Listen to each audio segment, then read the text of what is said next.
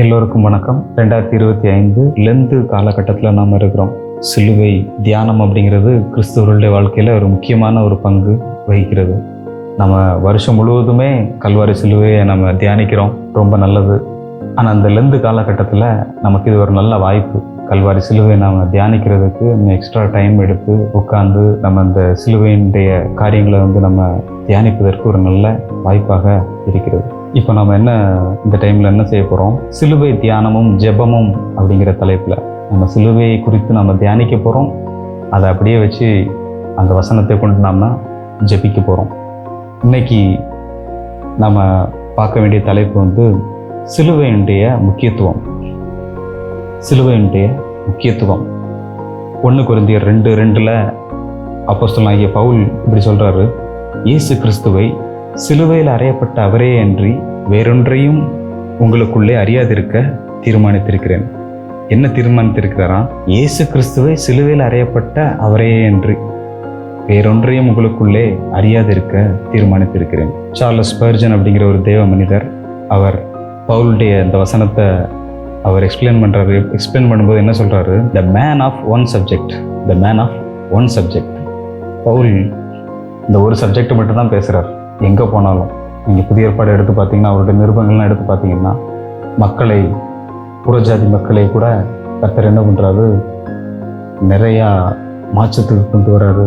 இயேசு குறித்த அறிவை வெளிப்படுத்துகிறாரு. நிறையா காரியங்கள் அவங்களுக்கு நடக்குது பாருங்கள். சுகமடைகிறாங்க, பிசாசின் பிடியிலிருந்து விடுதலை அடைகிறாங்க. நிறைய அற்புதங்களும் அடையாளங்களும் நடக்குது. இதெல்லாம் எதை முக்கியத்துவப்படுத்துகிறாரு? பவுல் சிலுவையைத்தான் முக்கியப்படுத்துகிறார். இயேசு கிறிஸ்துவை சிலுவையில் அறையப்பட்ட அவரே என்று வேறொன்றையும் உங்களுக்குள் அறியாதிருக்க தீர்மானித்திருக்கிறேன். நாம் இந்த லெந்து காலத்தில் இப்படி ஒரு தீர்மானம் எடுக்க வேண்டியிருக்குது பாருங்க. இயேசு கிறிஸ்துவை நான் அறிவதற்கு இந்த லெந்து காலத்தில் நான் தீர்மானம் எடுக்கிறேன்னு சொல்லி உட்கார வேண்டியிருக்குது பாருங்க. கலாத்தியர் 3:1 பவுல் எப்படி சொல்றாரு பாருங்க: புத்தி இல்லாத கலாத்தியரே, நீங்கள் சத்தியத்துக்கு கீழ்ப்படியாமற் போகத்தக்கதாக உங்களை மயக்கினவன் யார்? இயேசு கிறிஸ்து சிலுவையில் அறையப்பட்டவராக உங்கள் கண் முன்னே பிரத்யட்சமாய் உங்களுக்குள்ளே வெளிப்படுத்தப்பட்டிருந்தாரு. கலாத்தியர்கிட்ட என்ன பிரச்சனைனா, அவங்க கரெக்டாக சிலுவையை பற்றி தெரிஞ்சுதான் விசுவாசிகளானவர்கள், ரட்சிக்கப்பட்டார்கள், தேவனுடைய ஆசீர்வாதத்தை எல்லாம் பெற்றுக்கொண்டார்கள். ஆனால் ஒரு சில டைமில் என்ன பண்ணிட்டாங்க? அந்த சிலுவையின் அந்த காரியத்தை மறந்து விட்டு என்ன பண்ணுறாங்க? நியாயப்பிரமாணத்தின் பக்கமாக தங்களை திருப்புகிறார்கள். அதனால தான் என்ன பண்ணுறாரு? புத்தி இல்லாத கலாத்தியரேன்றார். இயேசு கிறிஸ்து சிலுவையில் அறையப்பட்டவராக உங்கள் கண் முன்னே பிரத்யட்சமாய் உங்களுக்குள் வெளிப்படுத்தப்பட்டிருந்தாரு. கிறிஸ்தவ ஜீவியத்துக்கு, வெற்றி வாழ்க்கைக்கு இந்த வெளிப்பாடு ரொம்ப முக்கியம் பாருங்கள். எதை பற்றியும் வெளிப்பாடு முக்கியம்?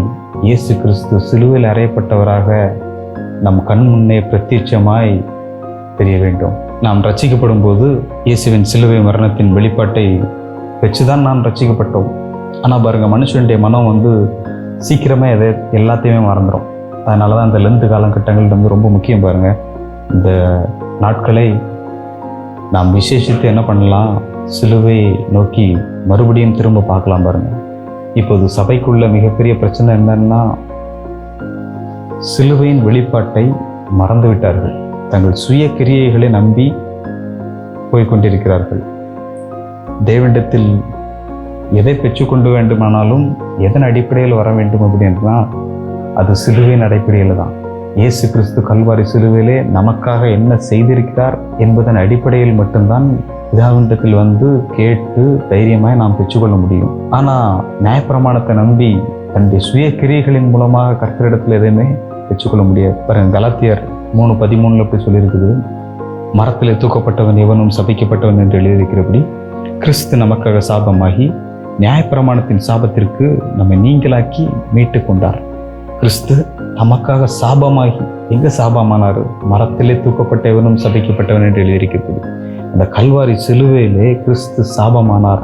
நியாயப்பிரமாணத்தின் சாபத்துக்கு நம்மை நீங்களாக்கி மீட்டு கொண்டார்.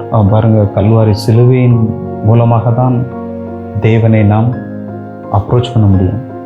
கல்வாரி சிலுவையின் மூலமாக தான் ரட்சிப்பு கிடைக்குது. கல்வாரி சிலுவையின் மூலமாக தான் தேவனுடைய எல்லா ஆசீர்வாதத்தையும் நாம் பெற்றுக்கொள்ள முடியும். இப்படிப்பட்ட சிலுவை பவுல் எப்படி முக்கியத்துவப்படுத்துறாரு? நான் இதைத்தான் தீர்மானித்திருக்கிறேன் அப்படின்றார். நாமும் இந்த கல்வாரி சிலுவையின் முக்கியத்துவத்தை நாம் அறிந்து இதையே நம்முடைய தீர்மானமாக நாம் வைப்போம் என்றால் நாம் ஆசீர்வதிக்கப்படுவோம். நாம் ப்ரே பண்ணுவோம். கர்த்தாவே, உம்மை ஸ்தோத்திரிக்கிறோம். கர்த்தாவே, தேங்க்யூ ஜீசஸ். ஹல்லேலூயா. கல்வாரி சிலுவையின் மூலமாக கர்த்தாவே இது எல்லா ஆசீர்வாதங்களையும் எங்களுக்கு வைத்திருக்கிறபடி நாம் உமக்கு ஸ்தோத்திரம். கர்த்தாவே, தேங்க்யூ ஜீசஸ். கர்த்தாவே, தேவனே இயேசு கிறிஸ்துவின் நாமத்தினால் ஆண்டவர் உம்மிடம் வருகிறோம். கர்த்தாவே, இந்த கல்வாரி சிலுவை இல்லை என்றால் எங்களுக்கு ஆசீர்வாதம் இல்லை. இந்த கல்வாரி சிலுவை இல்லை என்றால் எங்களுக்கு ரட்சிப்பு இல்லை. இந்த கல்வாரி சிலுவை இல்லை என்றால் தேவனிடத்தில் எந்த ஆசீர்வாதத்தையும் நாங்கள் பெற முடியாது கர்த்தாவே. ஆனால் எங்களுக்கு இந்த ஆசீர்வாதங்கள் எல்லாம் நீர் கொடுக்கும்படியாக கல்வாரி சிலுவையிலே இயேசு எங்களுக்கு வெளிப்படுத்தப்பட்டிருக்கிறார். ஸ்தோத்திரம். இன்னும் அதிகமாக இந்த காலங்களில் ஆண்டவரே சிலுவை பற்றி அறிந்து கொள்ள உதவி செய்யும் கர்த்தாவே. ஓ ஸ்தோத்திரம் ஆண்டவரே. இன்னும் இயேசு கிறிஸ்துவை அறியாத மக்களுக்காக ஜெபிக்கிறோம் கர்த்தாவே.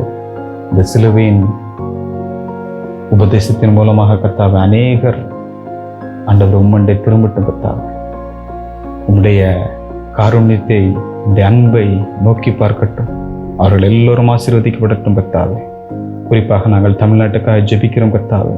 இதில் உள்ள எல்லா மக்களையும் நீர் பார்க்கிறபடினால் உமக்கு ஸ்தோத்திரம். தேவரீர் நீர் அவர்களை ஆசீர்வதிக்கிறபடினால் உமக்கு ஸ்தோத்திரம் ஆண்டவரே.